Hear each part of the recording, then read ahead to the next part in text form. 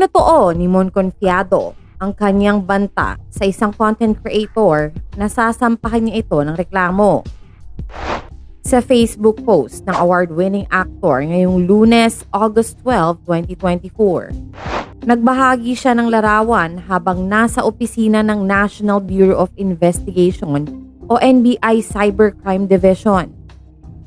Formal na siya naghain ng reklamong cyber libel laban sa content creator na may handle na Iliad.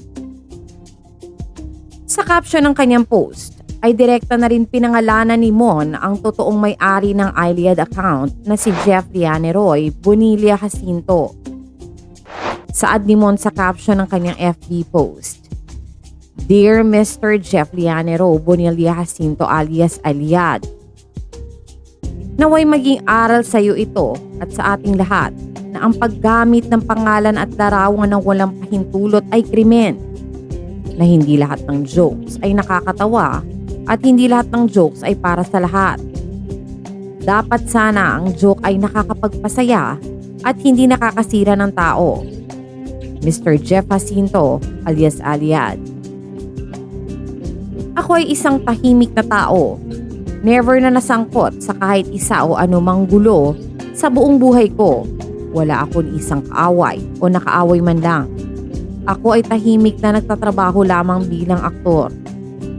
At bilang aktor, ang aking pangalan ay ang aking pinagkakaingat-ingatan dahil ito ang aking puhunan para ako ay makakuha ng trabaho. Ngunit ako ay nagulat dahil biglang direktang ginamit mo ang aking pangalan at larawan nang wala man lang pasintabi sa isang joke na tinatawag niyong copypasta. Paalala pa ni Mon, hindi lahat ng tao ay pamilyar sa mga meme o mga biro sa social media lalo na sa Facebook.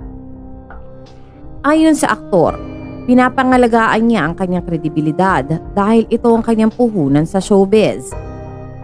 Ang problema, kahit ito ay isang joke o meme lamang, hindi pamilyar ang lahat ng tao dito at ito ay pinost mo sa Facebook.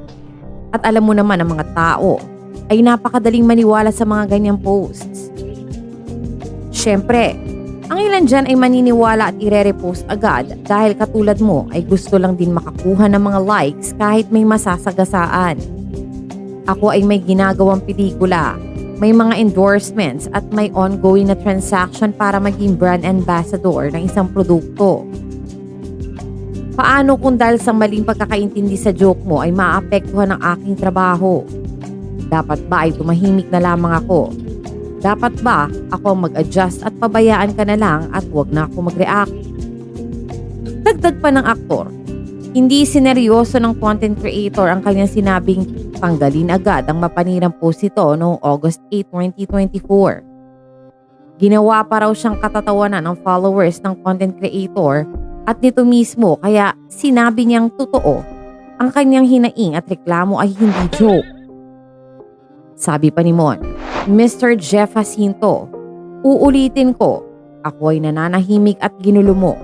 Pero nung nag-comment ako sa post mo at sa messenger mo, sinabihan mo pa ako na, is this a threat? Hindi mo pa din ito tinanggal hanggang kinabukasan ng gabi.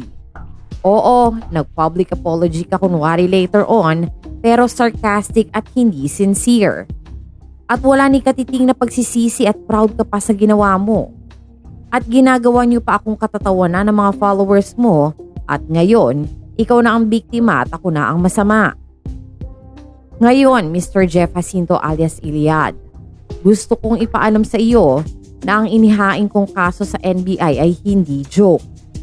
Ito ay totoo. Seseryosohin natin ito para maging aral sa ating lahat. I'm looking forward to personally meet you in court, Mr. Jeff Jacinto. Godspeed. Lubos na gumagalang, Mon Confiado."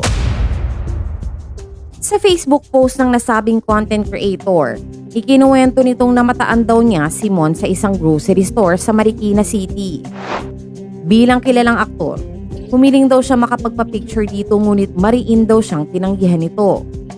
Ang masakla pa raw ay dinuro-duro siya nito sa muka matapos tumangging magpakuha ng litrato. Dahil sa hiya, dali-dali raw tumalikod at lumayo si Iliad sa kinaroroonan ni Mon. Ngunit ang sumunod na eksena ay labis daw ikinagulat ni Iliad nang pagsisigawan ni Mon ang cashier ng grocery store dahil sinisingil niya ang aktor ng mga tsokolating kinuha nito ngunit ayaw nito umanong bayaran. Narito ang buong post ni Iliad, which is published as is.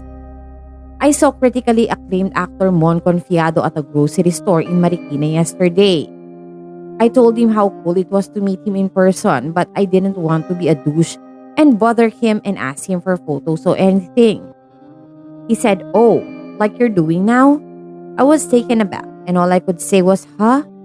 But he kept cutting me off and going, "Huh? Huh? Huh?" and closing his hand shut in front of my face.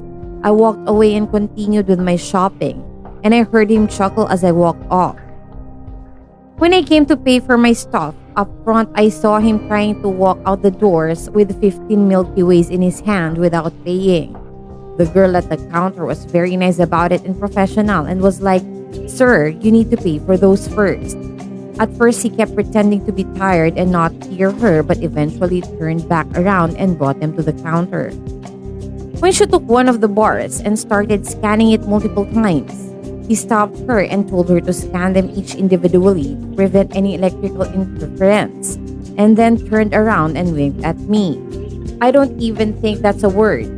After she scanned each bar and put them in the bag and started to say the price, he kept interrupting her by yawning really loudly. Nang makarating kay Mon ang post, sinita niya ang content creator pero umangal pa itong binantaan daw siya ng aktor.